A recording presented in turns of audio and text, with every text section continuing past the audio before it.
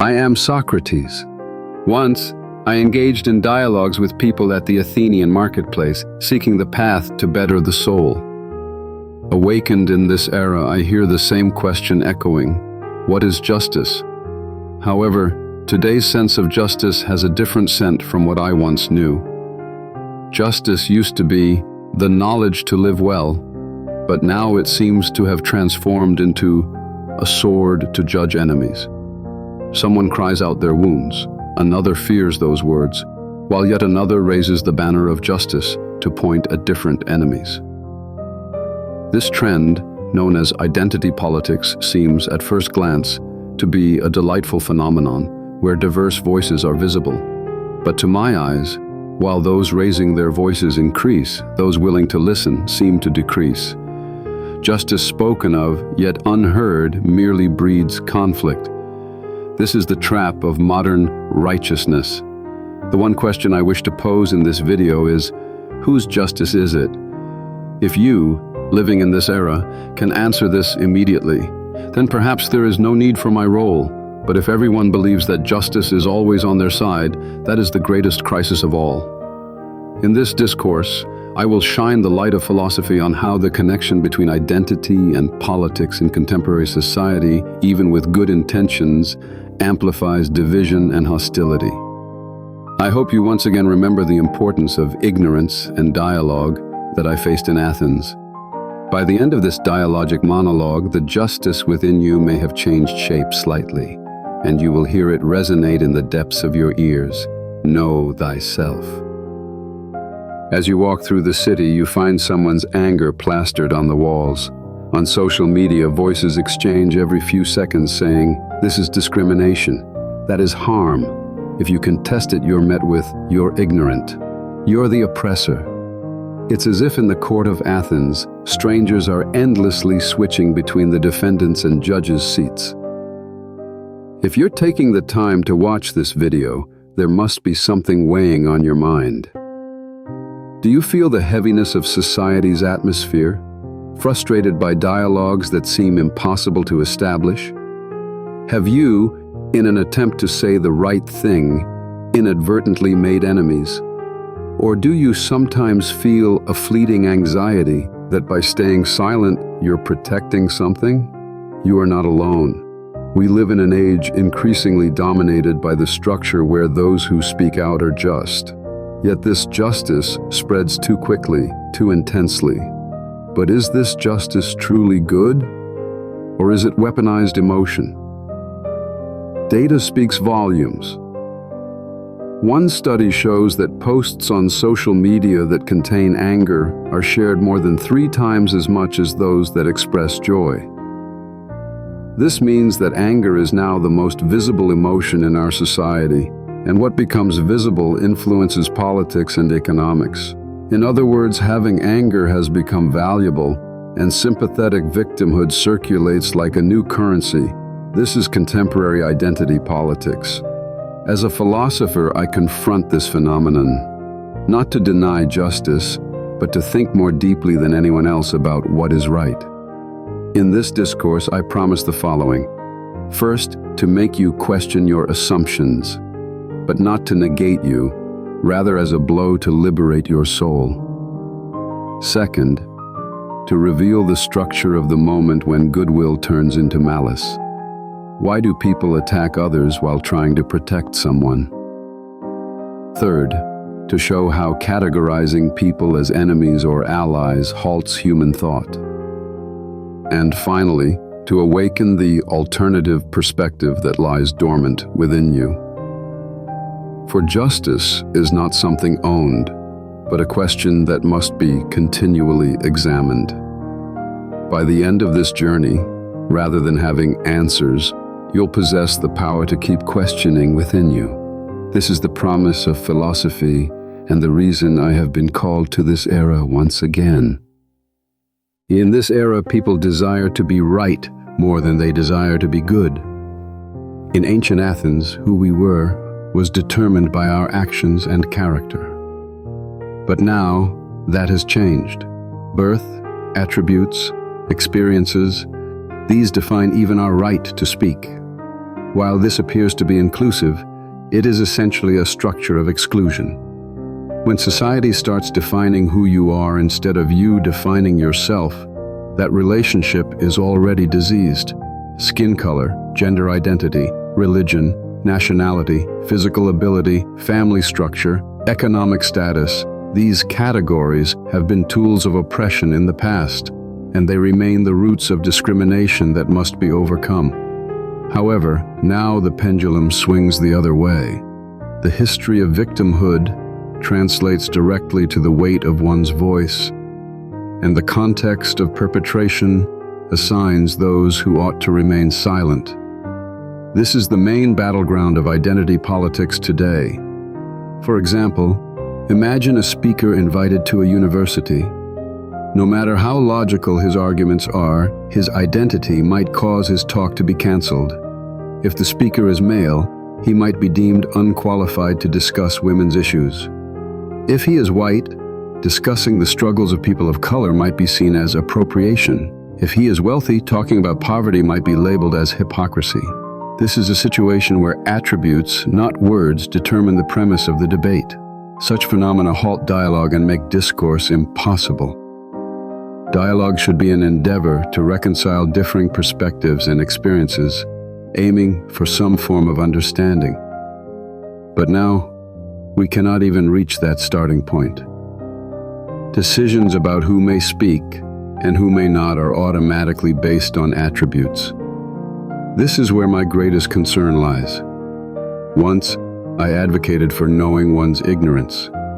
Those who mistakenly believe they know are at risk, but those aware of their ignorance have the capacity to learn. However, today, a different kind of unknown ignorance is widespread, a state where people are deprived of the opportunity to question what they do not know. In an atmosphere where speaking is restrained and listening is feared, questions do not arise. This silence is the greatest divide, and it is born from anger, more precisely from righteous anger. Experiences of being oppressed, ignored, and crushed in the past. The pain from these experiences is real, and I acknowledge the value in their being voiced. However, when that anger transforms into something that forbids questioning, it destroys dialogue and turns into power. In that moment, justice becomes a sword. I ask you, is there a place in this society where questions still live today? Do you have the courage to listen to others' pain while questioning whether it is the sole truth? If you speak of justice, you must constantly question whether it ends as my justice. Justice is not something I possess, but something we must seek together. I know nothing, I once said, and the people laughed. Then I continued, and that is why I keep asking questions. My name is Socrates, the philosopher who once posed questions to both rulers and commoners alike in the public square of Athens. I am not a teacher. Rather than impart knowledge, I foster questions and ignite the soul. So why do I reawaken in this era? The reason is simple. This age has become too much of a society that doesn't question. In the era of identity politics, countless voices proclaim, I am this, or I am that, clashing with one another's notions of justice. Yet many of these declarations are mere justifications disguised as self-expression. Underlying them is the assumption that one's own identity is a fixed, unquestionable truth. This directly contradicts my philosophy. The one thing I continuously practiced was dialogue. In dialogue, questions like, who am I, what is goodness, and what is justice, are never taken for granted. Everything ought to be scrutinized, and anything worth discussing must first be questioned. I call this attitude care for the soul. Unlike wealth or status, a soul will decay if it is not refined. Thus, it is crucial to nourish the soul through one's own questions rather than through the eyes of others. Therefore, I told the youth, do not just live, live well. An unexamined life is not worth living. If I were to speak once more in this era, what should we question? I would ask, whose scrutiny has refined your justice? If you have engaged with no one, heard no dissent, and subjected it to no questioning, then it is not justice. It is merely self-satisfaction. I once posed questions to the noblemen of Athens. Many could not answer. They grew angry, resisted, and accused me. Yet some had their eyes opened, for the power of questioning can shake the depths of the soul. Now, there is a question before you. Has that justice been tested through confrontation and dialogue, or is it proclaimed loudly while hearing only your own side? The reason I have returned to this world is to tell you to think. Justice is never something that should be spoken of alone. It is forged in the flame of dialogue. When asked, whose voice is that? People today might respond, it's my voice, it's my experience, therefore it's correct. Such voices are everywhere, each claiming to be an inviolable presence. This is the framework of our times. However, if we prioritize not getting heard in dialogue, what we have to say becomes very limited. In the era when I engaged in dialogues in Athens, it was precisely the differences in thought that fueled discussions. Pain wasn't something to avoid, but a chance to stir the soul. Applying this thought to modern society results in the following. Justice is a value honed through dialogue. In the present day, where questions like, "Do you have the right to speak on this?" are often posed, I dare to ask the reverse. How much have you subjected your claims to opposing views and dialogue? Speaking based on logic, experience, and ethics, not attributes. If experience becomes the sole foundation, it's no longer dialogue, but competition. Who suffered more? Who was ignored more? This competition is endless and ultimately heals no one's pain. Companies too are caught up in this framework. Branding is dominated by how much empathy can be gathered, and a single statement can lead to backlash and forced apologies. The moment an individual or company realizes someone might have been hurt, they tend to fall silent. This is the economic risk of speech. As a result, questions disappear. Dialogue disappears. What can be spoken of narrows, and eventually everyone becomes silent. What lies beyond this silence is not true empathy, but a repeated playback of mimicked justice. So how do we break free from this cycle? It comes down to maintaining the attitude of questioning. Is the justice you speak of the justice of anyone else? Whose pain does your anger encompass? Is your silence truly kindness, or is it fear? I believe that for modern justice to function, we need to reclaim a space for dialogue. In that space, those who speak must also be those who listen. And listening is not the same as agreeing. Welcoming dissent is the deepest form of respect, because the capacity to accommodate voices different from one's own is the breath of the soul. This is the value I wish to convey to the current era. To strengthen the soul means accepting questions.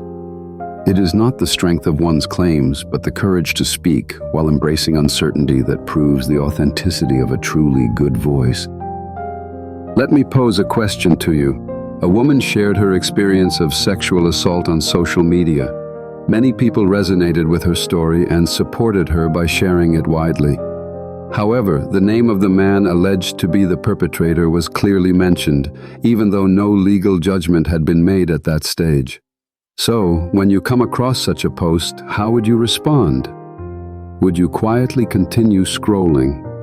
Retweet it with a comment like, "Respect for her courageous confession"? Or perhaps write a comment urging for calm judgment, stating that the facts are not yet clear. There is no correct answer to this question. It merely highlights the structural dilemma posed by our modern society. On one hand, silence may be perceived as indifference, compelling us to speak out.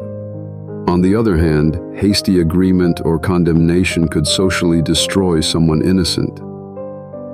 In this tight spot, we are compelled to ask ourselves, how should justice be rendered?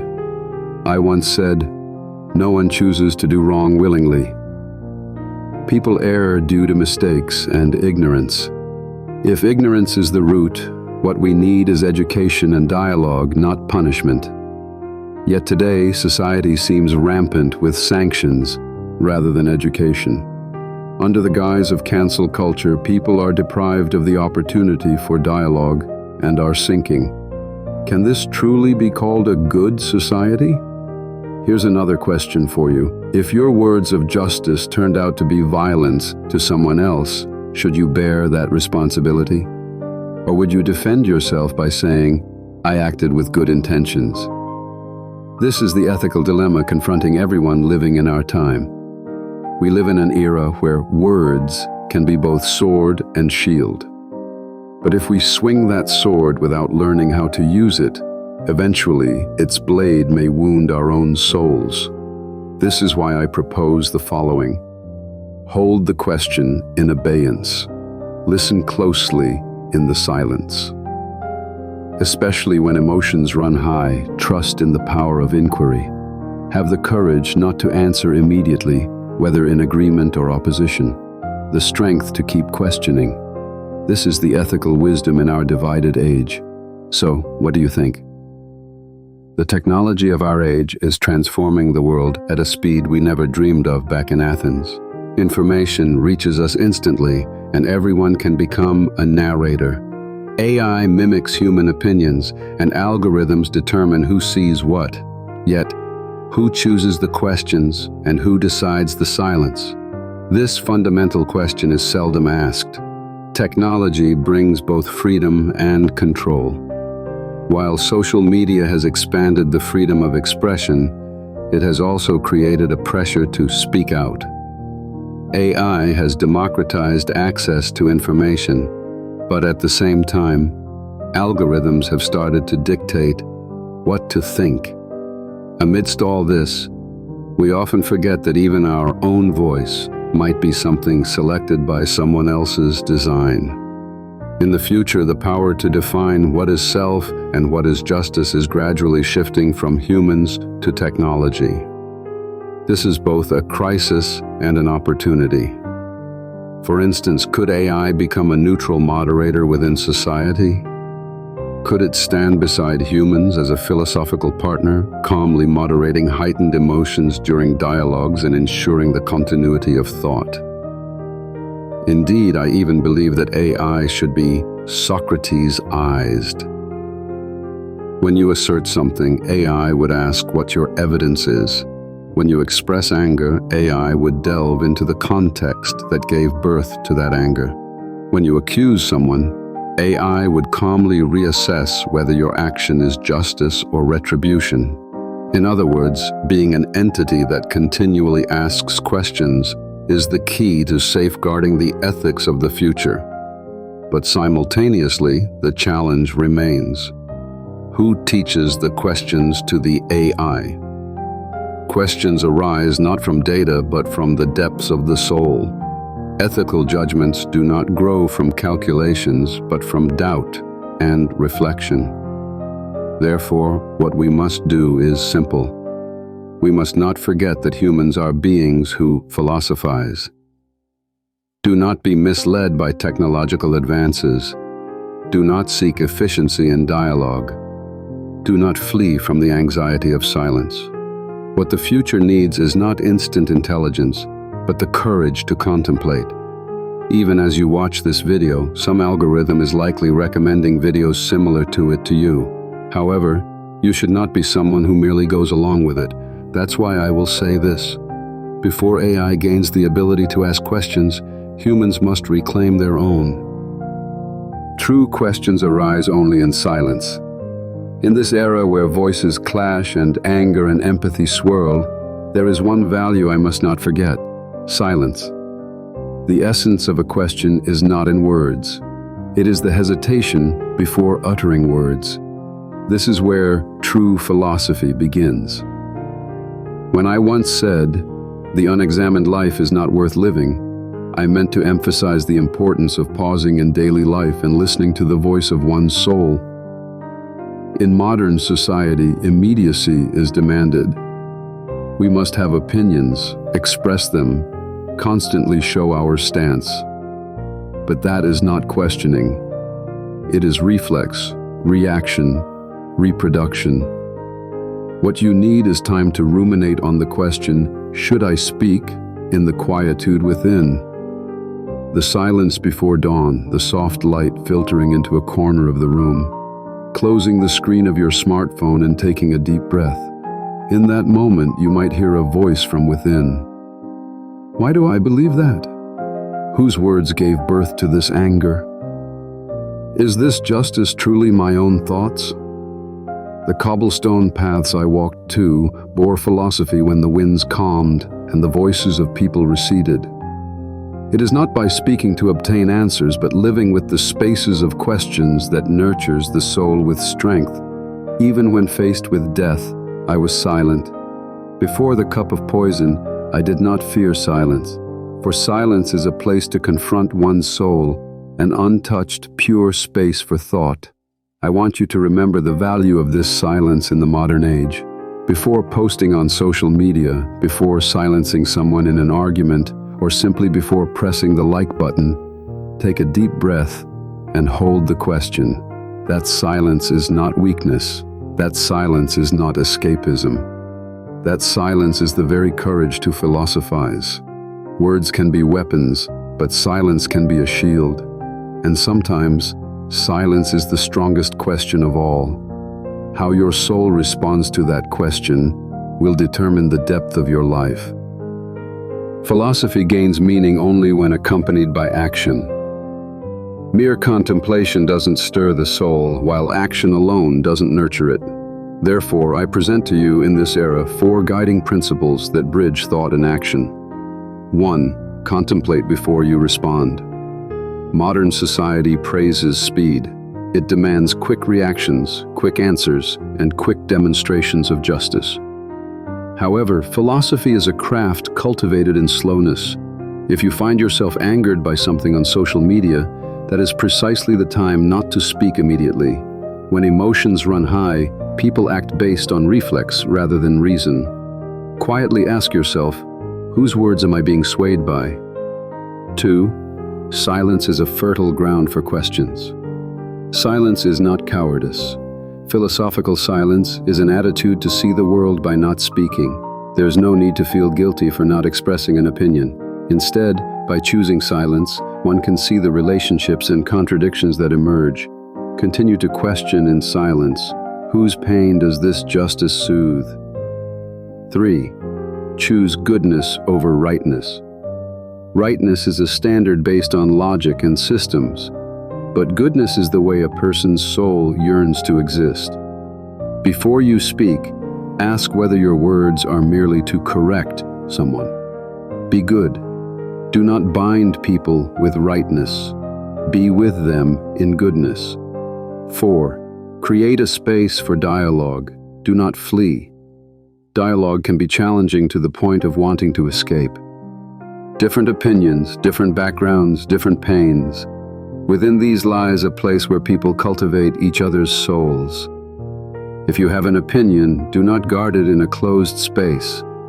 Have the courage to bring it to the forum of dialogue and engage with dissent. These 4 guiding principles are a framework for action and a discipline for the soul. Your choice of silence today is also an action. Your questioning of anger with why today is also an action. Your choice to listen rather than speak today is also an action. To philosophize is not merely to think, it is to re-choose how to live. Every word and step you choose changes the world ever so slightly, and it gives your soul a definite shape. When was the last time you took a deep breath? After the exchange of words, the spark of righteousness, and the weight of silence, finally, a margin of tranquility arrives. What I have been speaking about, in a way, is the value of saying nothing. But this is not mere silence. It is the margin for contemplation, the time to clear the soul. This world is perpetually overflowing with information, with voices, with anger, with righteousness. But what truly matters resides in the spaces of emptiness. I have left behind questions. But here, I hope you will believe in the unspoken. For instance, the day when you couldn't find words for someone's pain. The moment you wanted to forgive, but didn't know how. The instant you chose silence and merely lent your heart. In that space indeed was the virtue of being good. Philosophy is not the art of speaking knowledge, but the choice of an attitude in life. Before waving the flag of rightness, a posture to extend a hand. Before rushing to an answer, the strength to remain with the question. Before shouting your claims, the kindness to respect the other's space. In this tranquility, I wish that when you speak again with someone, those words are not for winning, but for connecting. And even after the questions have ended, something still remains. May it be the resonance of philosophy that echoes within you. First, let me express my gratitude to you who have walked alongside me until now. Philosophy can often seem tedious, complex, and difficult to grasp. Yet you have persevered through this journey to the end. This is a testament to your precious interest in the soul. I, Socrates, have one reason to weave words in this era. I believe that in these divided times, the power of dialogue is more necessary than ever. Justice is not an individual banner, but a process of continued exploration together. Identity is not a fixed self, but an intersection with others. In a time where angry voices swirl, the strength to not fear silence and the sincerity to choose dialogue are being tested. The questions that have sprouted within you are sure to become a light for you to live in this society. Even after this video ends, your philosophical journey does not. Every voice and difference you encounter from here on will fuel your reflection. If this philosophical journey has sparked even the slightest flame within you, I hope the end of my speech marks the beginning of new questions. Subscribe to the channel and watch other videos. The great figures re-emerging in this era will continue to touch your soul and deliver new questions, and I look forward to the day when you become someone who passes questions on to others. From here onward, consider this not a script, but the open space for a dialogue between you and me. The conversation is concluded, yet the questions remain unresolved. Where are you watching this video? In the quiet of your home, on your commute, or with headphones in secret, away from prying eyes? There's meaning in all of it. I've shared a lot in this video, but what I wish to leave with you at the end is something beyond words. What lingers in you now? Perhaps a nagging unease, an indescribable sense of understanding, or maybe the urge that there's still more to discuss. All of these are wonderful because they represent the aftertaste of philosophy. The question I want to ask is whether, after watching this video, something within you has slightly shifted compared to before you started. What is justice? Where do my own words come from? When I speak with someone next time, should I listen more carefully? If even one such question has sprouted in your mind, I can confidently say this video was a great success. Now it's your turn. Please share in the comments. Which question struck you the most? Which words do you find unforgettable? And I encourage you to reply to someone's comment. I thought the same thing, or here's how I felt. I hope above all that you become the spark of dialogue here, because that is the essence of philosophy. Questions truly come to life only when shared with others. I'm waiting for your questions. I'm looking forward to your words. And until we meet again somewhere,